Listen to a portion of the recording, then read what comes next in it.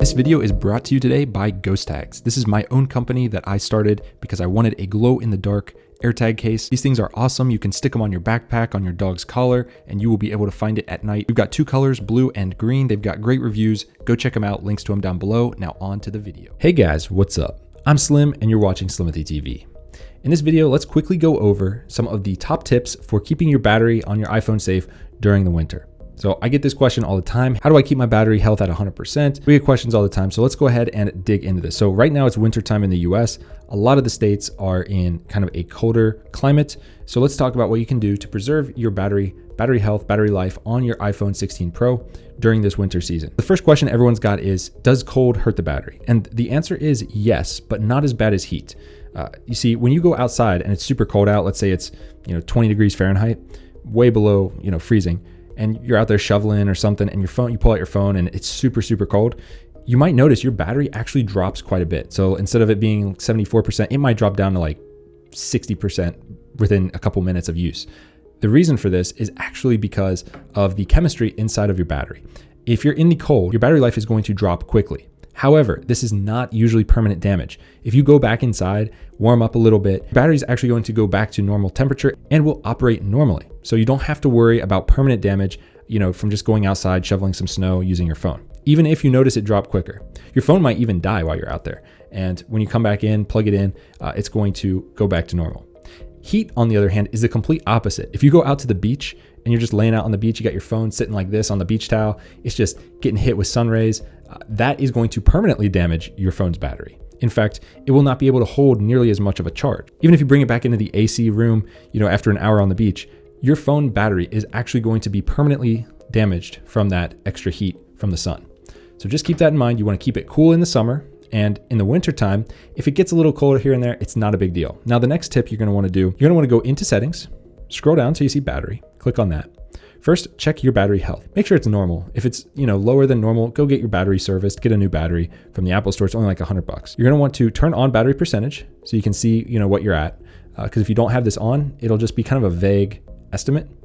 Turn on battery percentage, click on charging. Now in here, you're going to want to turn this up to 100% and turn on optimized battery charging. This is the blanket statement for most people. This is the way that most people should have their phone set. If you know for a fact that you just sit at your house all day and you rarely go out, you can toggle this down to like 80%.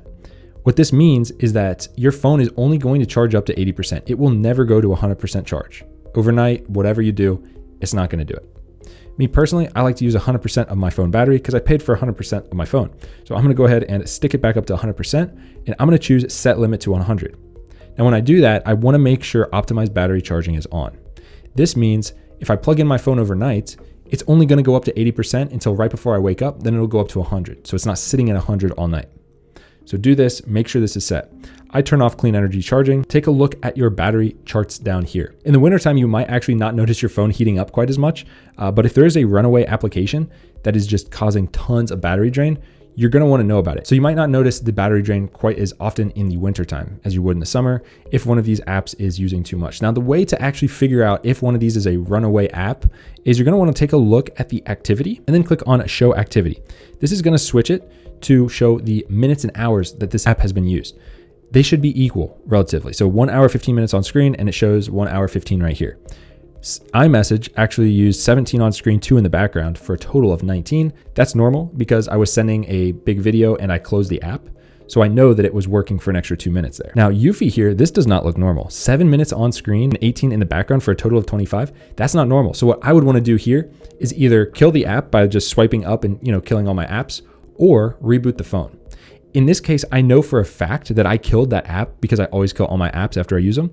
So I'm going to do a reboot of my phone. Now, the way I reboot my phone is a hard reboot. I almost always do a hard reboot. I'm going to show you guys how to do that. You press volume up, press volume down, and then press and hold power. So I'm not holding any other button except power. I'm still holding it. And I'm going to keep holding power, and I'll tell you when I let go. I'm still holding it, still holding it, still holding it. I'm still holding it. I'm literally not letting go until now. Once you see the Apple logo, you let go. So again, that's press volume up, press volume down, and then hold power until you see the Apple logo. That's it. Super easy. This is what we call a hard reboot. And this will clear out all the junk on your phone in case there's a corrupted cache file in the background, something going on. This will clear all that out. It's a little known secret.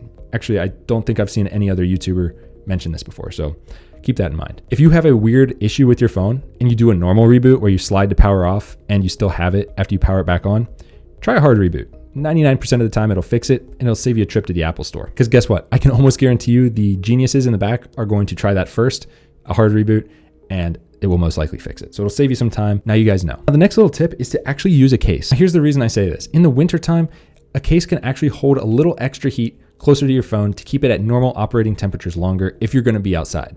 For example, this is an Andar leather case. These are probably our favorite case at the moment. This is the one I actually use on a day-to-day basis when I use a case.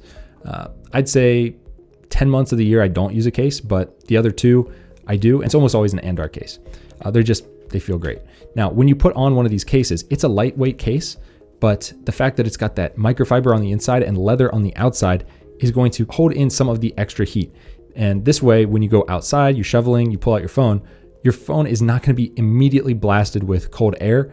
You know, especially if it's windy out, it's going to hit the case first and allow your phone some time before it starts getting cold. So this is just a pro tip. Now in the summer, you want to do the opposite. So me personally, in the summertime, I usually don't wear a case. I go completely caseless in the summer, almost always, just because of the heat factor, because heat is worse than cold, obviously. But think of this as a little jacket for your phone to kind of keep in some of the heat in the winter. And the last tip here is to not let your phone drop below 20% if it's going to be cold out. So if you're going outside and it's really cold and your phone's at like 25%, you should probably charge it up to like 40% before you go out. Now, the reason for this is exactly what I said at the beginning of the video. If you go outside and it's super cold, your battery is going to drop quicker than normal just due to the chemistry of the battery. So, you know, you might go out there with 20% thinking you're good for the next hour, but it might drop considerably faster, like 15, 20 minutes and your phone's dead. So just keep that in mind. And this is especially true if you have an older phone or an older battery. So if you have an old phone with an old battery, it's going to drop even quicker than a newer phone with a newer battery. So hopefully these tips helped you guys. I know they definitely help me. I live by these rules. I'm going to make another one for the summer and springtime to kind of give you guys some more tips. But for now, this is what we've got. So subscribe to the channel so you don't miss those. And if you liked it, hit it with a big thumbs up, and I'll see you guys in the next one. Peace.